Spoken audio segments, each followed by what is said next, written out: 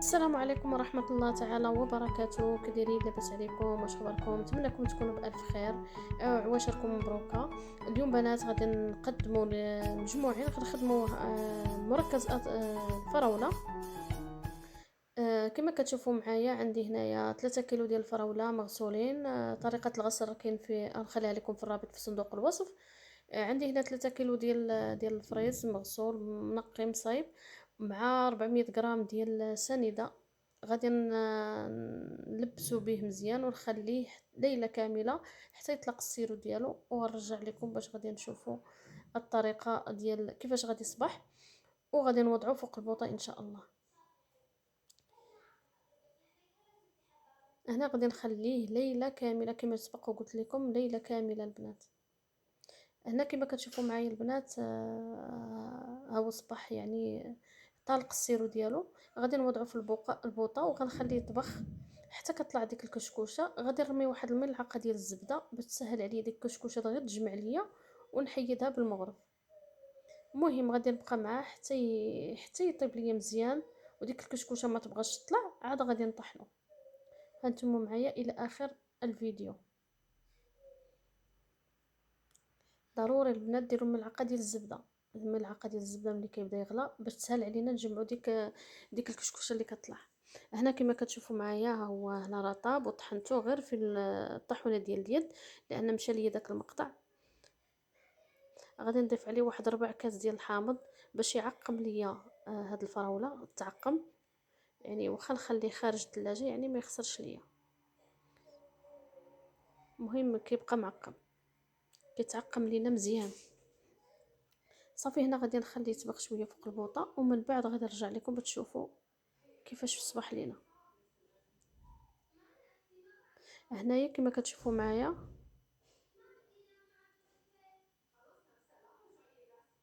غادي نوضعو في البواطات باش نوضعو في المجمد. البواطات مغسولين معقمين مزيان.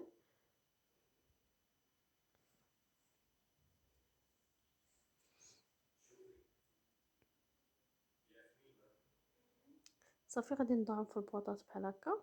اللي عندكم اي بواطات بغيتو تستعملوهم. انا غنستعمل شي حاجه في البواطات وشي حاجه غنستعمل في المكعبات ديال الثلج اللي كنوضعوه في الثلاجه في الفريغو، اللي كنوضعو فيهم الماء.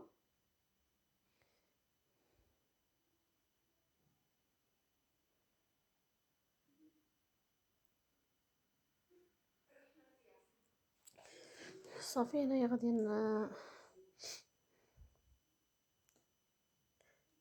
غادي ناخذ واحد البواطات صغار تما غنوضع فيهم واحد الكميه، وفين ما بغيتو يعني تعملوا العصير كتجبدوهم وكتاخذوا معلقه جوج 3 معالق على حسب الرغبه. صافي هنايا غادي نسد البواطات ديالي غنخليهم حتى يبردوا وعاد نوضعهم في المجمد. غادي ناخذ هنايا هنايا غناخذ بواطات صغار حتى هما غنعمرهم.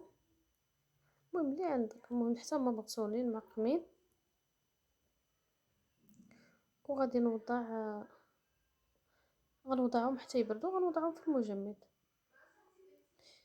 هنا بعد ما غادي نوجدوا هاد المركز ديال الفراوله غنخدم معكم المركز ديال الحامض، يعني الليمون الحامض. هنايا كما كتشوفوا عندي هنايا واحد تقريبا شي 3 كيلو ديال الحامض.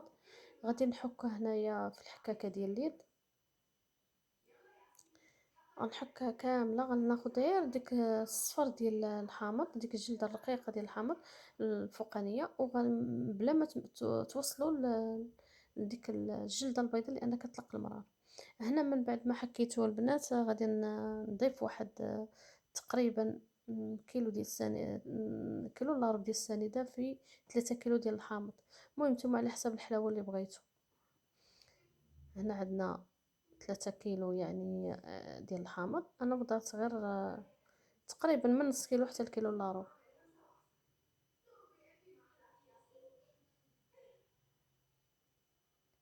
3 كيلو ديال الحامض يعني راه عندك فيها. المهم نتيا غتمشي على حسب الحلاوه اللي بغيتي وصافي باش ما يجيكش مار حامض بزاف. هنايا لبست هذاك القشور مزيان بالسنيده. وكاين اللي كيدير عشوة السنيده مثلا زلافه ديال السنيده ويخلي حتى كيبغي يدير العصير عاد يدير السكر. انا ما كندير لا سكر لا والو. هنا كما كتشوفوا عصرت الحامض. لبست هذاك السنيده ومع القشور مزيان كما شفتوا في الاول. صافي هنايا غادي نوضع العصير ديال الحامض اللي عندي. وانتم تحكموا في الكميه كاين اللي بغيتو يعني بلا ما الكميه اللي بغيتو عندكم غديروها. هنا غادي نحركو مزيان وغتخلي ليله كامله، ولكن بشرط انكم تبقوا تحركوا حتى كتذوب ديك السنيده. والصباح ان شاء الله غادي تصفوه. صافي تصفوه وتوضعوه تا هو في البواطات وتخلوا الوقت اللي احتاجتو راه كتاخذوا منه داكشي اللي بغيتو. مهم حاجه وحده انكم تبقوا تحركوا حتى تذوب السنيده اللي عندكم.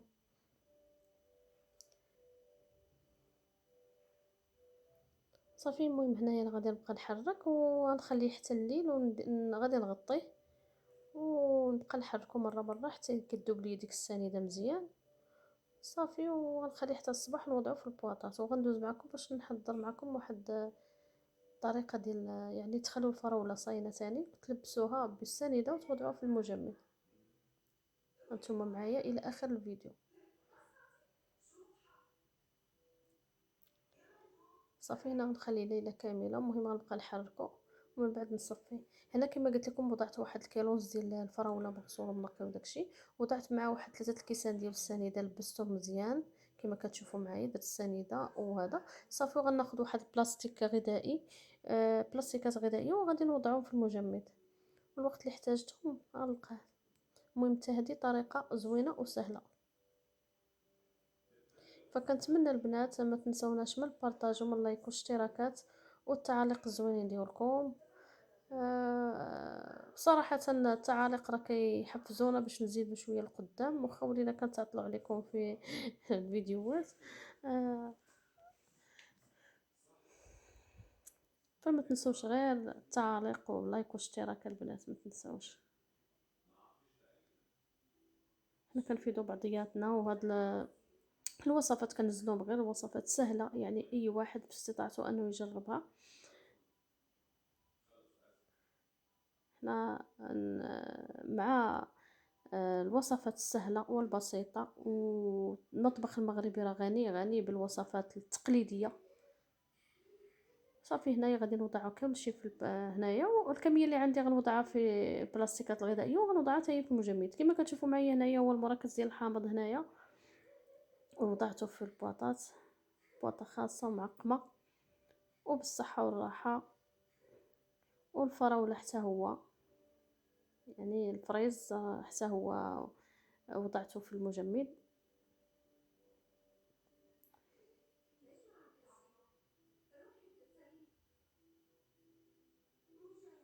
وبالصحة والراحة للجميع. وما تنساوش تجربوا وتخلوا لي الآراء ديالكم والرأي ديالكم في هذه الطريقة. وإلى فيديو آخر إن شاء الله. الله يدخل علينا رمضان بالصحة وبالعافية إن شاء الله. إلى اللقاء إلى فيديو آخر إن شاء الله. مع السلامة.